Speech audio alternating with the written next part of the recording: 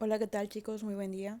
El día de hoy vamos a darle continuidad a las temáticas que abordamos la semana anterior.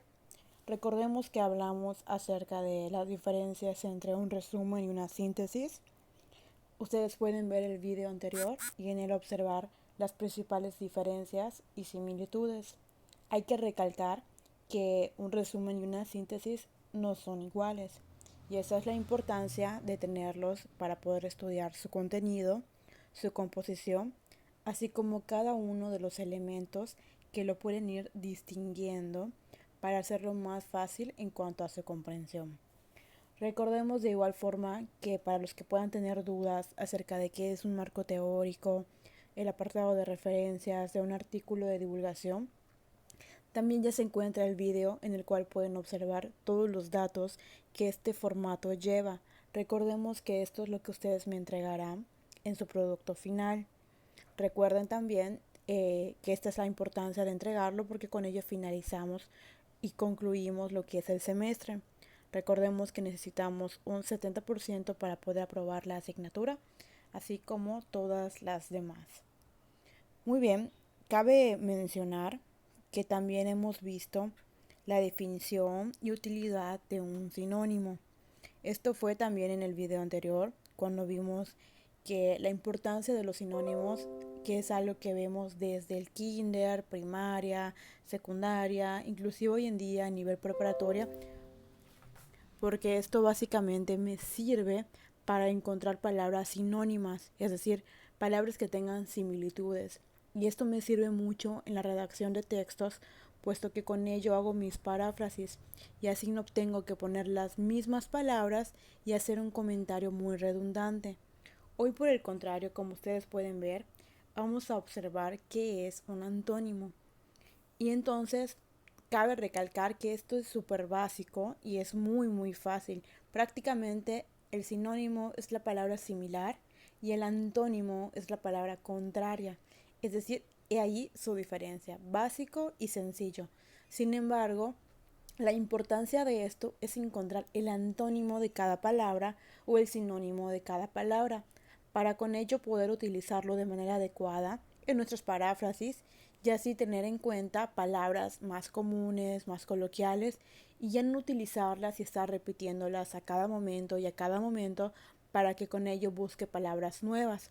Esto significa que puedo innovar en el contenido de palabras, puedo buscarlo en la RAE, que es la Real Academia Española, puedo buscar ahí su definición, su significado, o hasta en un diccionario para poder tener idea de qué es el significado de la palabra y darme una idea cuál es su contrario o cuál es su sinónimo.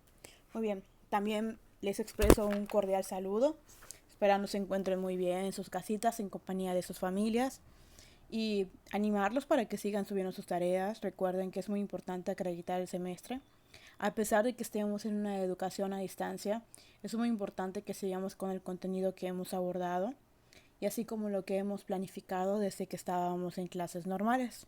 Muy bien, sin más por el momento, vamos a dar inicio a lo que consiste estas temáticas.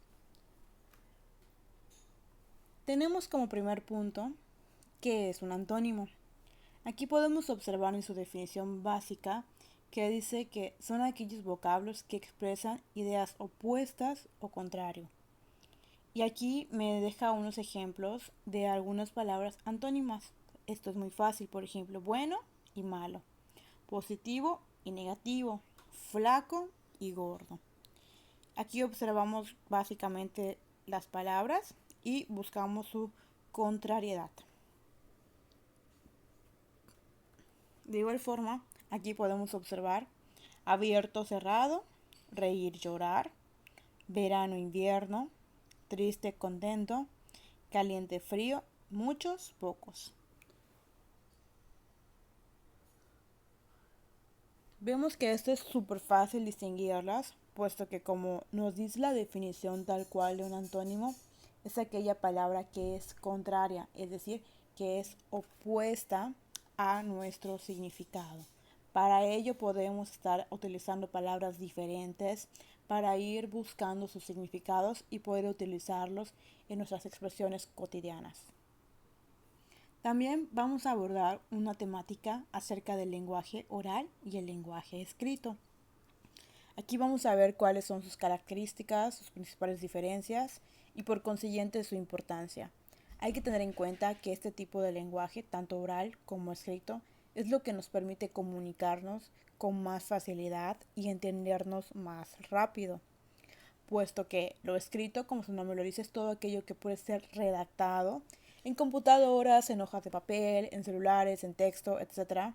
Y el oral es aquello que puedo emitir mediante la voz, mediante un sonido, etc.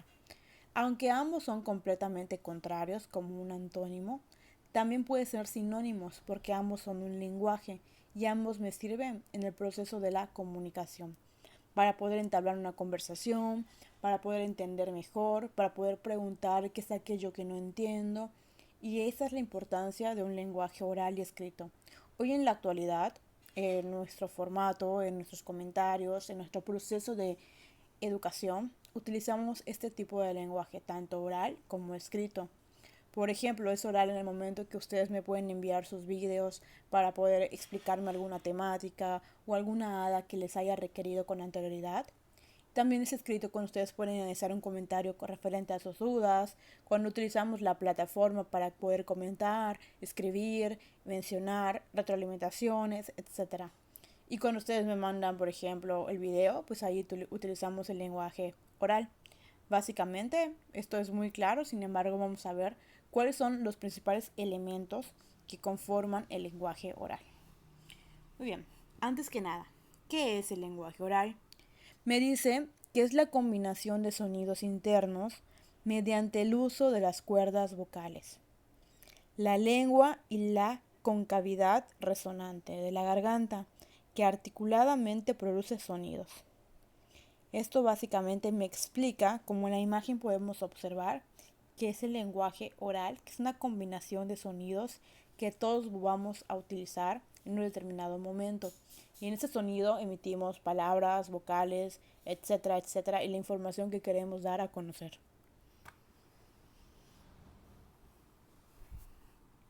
Vemos por consiguiente cuáles son sus características. Dice lo siguiente: construye un discurso dependiente del contexto en que se desarrolla. Es la lengua que cumple con la interacción cotidiana en el marco pragmático del diálogo. Tiene el uso ilimitado de la gramática, repeticiones, etc. Como podemos ver en la imagen, esto es un formato para poder comunicarnos y para estar en contacto siempre mediante emisiones de la garganta que fluyen como un sonido para que todos puedan escuchar y entender lo que estamos dando a conocer. Vemos que también existen muchísimos tipos de idiomas, de lenguajes. Sin embargo, todos tienen la particularidad de ser un sonido.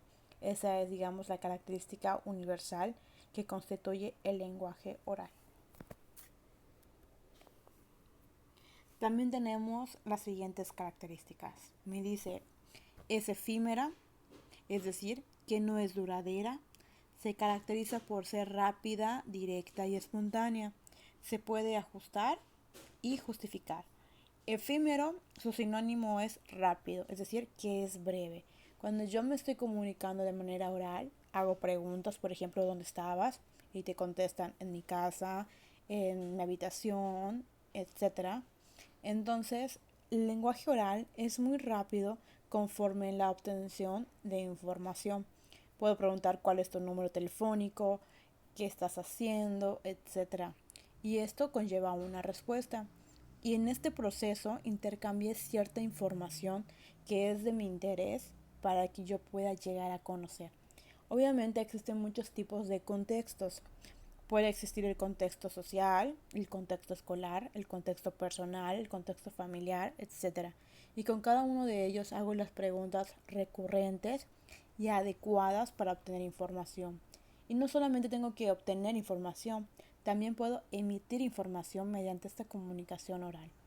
También lo puedo hacer mediante escritura, con un test, por ejemplo, en el cual tengo que contestar las respuestas adecuadas, en un examen, por ejemplo, en el cual tengo que escribir o subrayar o tener algún aspecto en el cual tenga que describir cierta información, etc. También dice lo siguiente: se caracteriza por la utilización de los elementos paralingüísticos, gestos y ademanes. Los elementos paralingüísticos es todo aquello que influye y ayuda a promover el proceso de la comunicación de manera más centrada. Por ejemplo, cuando te pueden preguntar ¿cuántos años tienes? Y tú quieres decir 5, solamente levantas la mano y muestras 5. Este es un lenguaje que no es oral y no es escrito. En este lenguaje utilizas ademanes, también puedes usar gestos, etc. Por ejemplo, cuando una persona está llorando, es muy lógico que puede estar triste, puede estar frustrada, etc. Entonces, obviamente, no va a estar una persona, tienes que preguntarle cómo se siente y te puede responder con base a sus gestos. Quizás no te responda de manera verbal ni de manera escrita, pero mediante los gestos te puede decir cómo se siente. Y más que eso, tú puedes comprender cuál es el sentimiento de esa persona. Entonces, por esa es la importancia de los elementos paralingüísticos, porque promueve el uso de gestos y ademanes.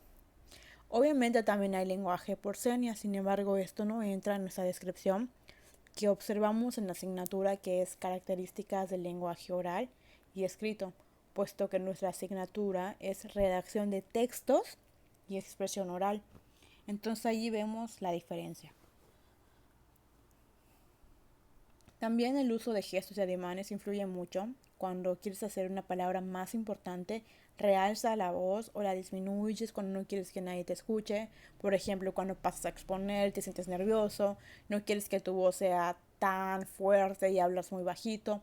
Todo esto también conlleva el uso de gestos y ademanes, pues te puedes quedar estático y no utilizar ni ningún gesto ni ningún ademán. Entonces te puedes quedar paralizado y también influye en el proceso de la comunicación, porque sin que tú me lo digas, yo puedo entender que tú estás nervioso o que no dominas el tema o que tienes alguna particularidad que te impide exponer o hablar de manera adecuada. Muy bien, ahora sí vamos a llegar a ver cuáles son los principales elementos de la comunicación. Nos menciona lo siguiente: la lengua oral es utilizada en diversas situaciones comunicativas. Dentro de estas entran algunos elementos fundamentales para que se lleven a cabo. Es decir, que sin estos elementos, el proceso de la comunicación oral no pudiese ser llevado efectivamente para poder tener los resultados deseados. Como ustedes pueden observar, tenemos a los dos primeros.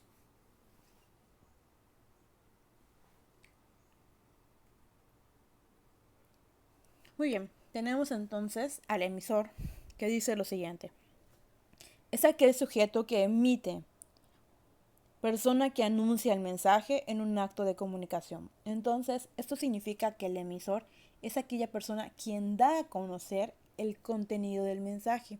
Por ejemplo, supongamos que estamos en una clase de historia y te dicen el día de la independencia fue en tal y tal y tal y tal, y te van describiendo la información. Esa persona que está realizando ese proceso y describiéndote la información es el emisor, puesto que es aquella persona que da a conocer el contenido. Después tenemos el mensaje. Este es el conjunto de señales, símbolos o signos que son objeto de comunicación. Es el contenido de la comunicación. Entonces, mi mensaje es todo aquello que dice la persona en el momento de que emite el mensaje. Entonces, estos dos puntos son muy importantes para el proceso de la comunicación oral, puesto que tengo a un emisor, el que emite el mensaje. Posteriormente tengo el mensaje como tal, que es el contenido de la información. Y tengo el canal. El canal me dice que es la vía por la cual circulan los mensajes. Según sean los canales de circulación, los mensajes se dividen en dos tipos. Tenemos que existe el mensaje sonoro y el mensaje visual. Esto es muy fácil de reconocer. El mensaje sonoro es todo aquello que implica, como ustedes pueden ver, ruidos, mensajes y comunicación de forma oral entre persona y persona. Esto significa que emite un sonido. Mientras que el visual, como podemos observar en este apartado, es todo aquello que se encuentra ya implícito y no tiene que ser emitido mediante un sonido. Por ejemplo, podemos observar las señales de tránsito, y una muy clara es la de stop, que ustedes pueden ver aquí. Esta me indica básicamente que es un alto. Entonces, esto es algo visual porque nadie me tiene que decir detente. Tú ya sabes que cuando ves la señal stop es algo que se respeta y te debes detener sin que alguien te diga detente. Esto es muy importante porque en esto vemos el mensaje visual mediante y lo desciframos en un canal que dice que es el medio por el cual circulan los mensajes. Es algo que no tengo que escuchar para poder entenderlo, porque ya está implícito en todo el contenido de lo visual. También vemos el apartado de lenguaje mediante señas, que es algo visual porque estas personas no emiten un sonido y se comunican mediante este procedimiento. Y también si entendemos ese mensaje podemos llegar a comprender lo que las personas quieren dar a conocer.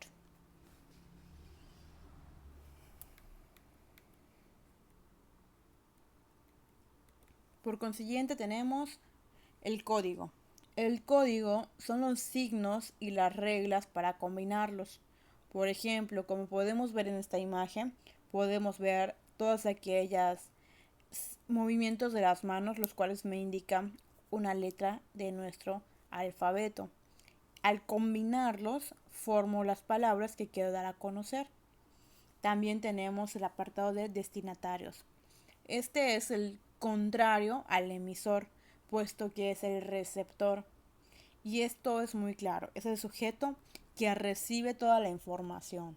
Es decir, aquella persona que escucha y que también puede interactuar con la persona haciendo preguntas y también puede ir recibiendo las respuestas a esas preguntas.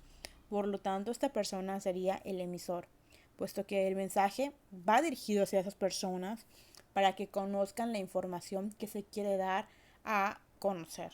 Esto es muy importante porque ahí tenemos un proceso de comunicación establecido en todas sus partes, desde el emisor hasta el código, hasta el mensaje, el canal y por supuesto a quién quiero dárselo a conocer, al receptor. Y ya para finalizar les voy a dejar un esquema en el cual observamos claramente cuáles son estas 6 partes en las cuales se abarca el proceso de la comunicación.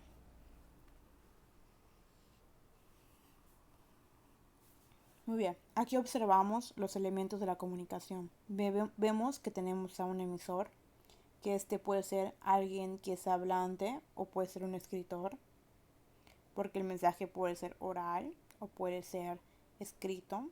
Por consiguiente, y en la misma línea, tenemos al receptor, que es el oyente, en el caso de que el mensaje sea de manera oral.